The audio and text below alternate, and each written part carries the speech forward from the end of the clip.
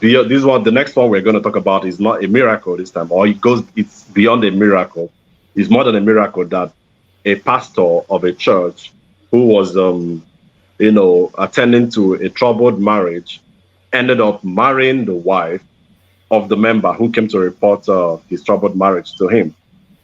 And that member actually went to social media to publish photos of his, traditional marriage to the woman in question, his original marriage, and his wedding, some 11, 12 years ago. He posted everything on the social media. He also did a video explaining everything about their marriage. The woman also came out to say that the man has been, maltreating her in the marriage, that she wasn't happy in the marriage. Meanwhile, the other general overseer who married the woman also had his wife, the wife of almost 30 years. He had children. Even his first son had come out to, denounce the new marriage of his father, saying he didn't know any other woman but his own mom. These things are actually, funny and at the same time shocking that they are happening, emanating from the house of God. Oh, Dr. Colin, are you shocked by this development? How shocked are you exactly? I'm gobsmacked, yeah. It's shocking. And would I say I'm bemused? Not at all. Not surprised at all. The thing there is there no case of bigamy here? Are they married in court? Because I thought you have to go through divorce before you then marry another one. So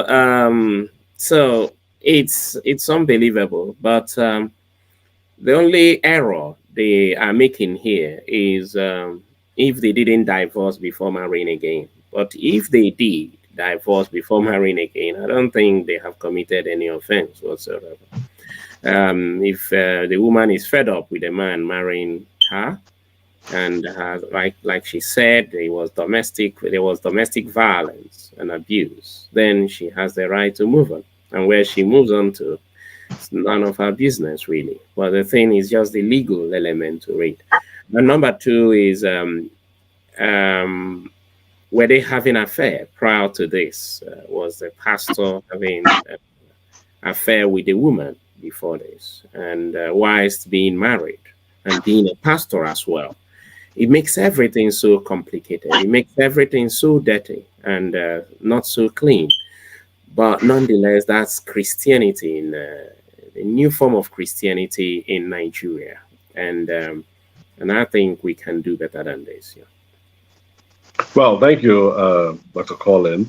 I like the legal angle you brought in. But incidentally, in this case, there was no court marriage. They were just wedded in the church and in the traditional ways. And from the records available to us, there was no refund of dowry, from the woman's family to the former husband, before she moved on.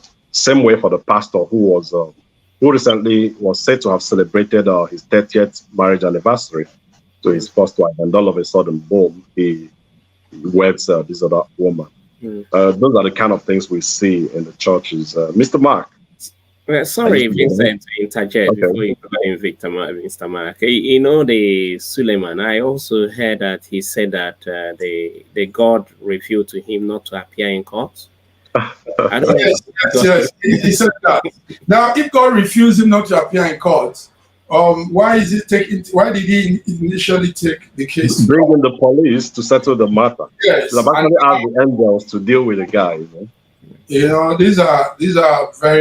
These are really, they're just making a mockery. You see, when you're far from that location called Nigeria, and you listen and hear this, you see how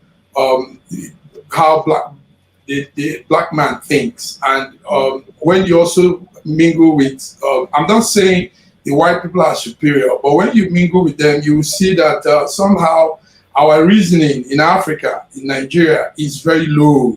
The things we take as priority, the things that matters to us are things that are of no consequence. No, you begin to wonder what brought us to this level of life where we reason like this, we do things like this. Why do we do like this? I mean, talking about spirituality in this form, making something very, very serious. Our spiritual life is a serious thing. It's not a joke.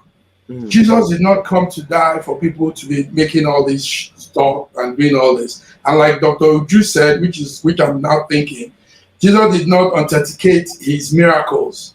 You know, he doesn't need to prove to people who he was. And that was because he was serious. It's a serious thing.